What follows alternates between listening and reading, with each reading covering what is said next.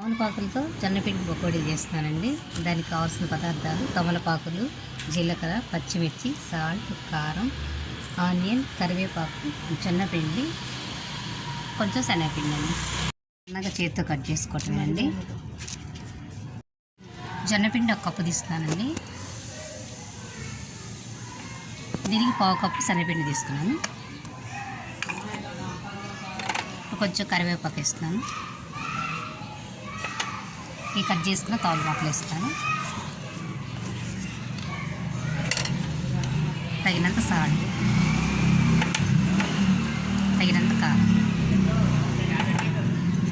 కొంచెం జీలకర్ర, ఆనియన్, పచ్చిమిర్చి ముక్కలు వేస్తున్నానండి.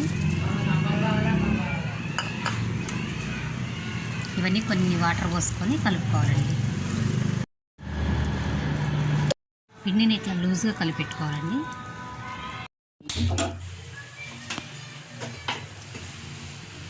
ఫస్ట్ ఆయిల్ పోస్తున్నాను.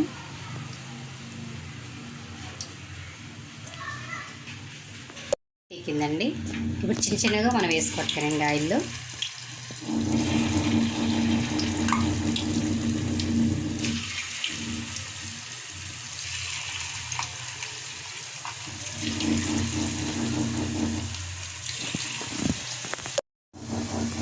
వరకు వేయించుకోవాలండి.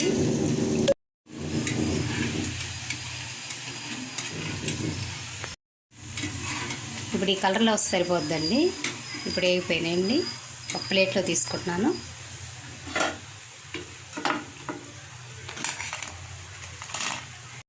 తమలపాకుతో పకోడీ రెడీ అయిపోయిందండి. జొన్నపిండి పకోడీ రెడీ అయిపోయినాయండి. So welcome back to our channel Lahiri creations. ఇవాళ మేము చేసిన ఈ తమలపాకుతో జొన్నపిండి పకోడీ మీకు నచ్చినట్టయితే మా వీడియో లైక్ చేయండి.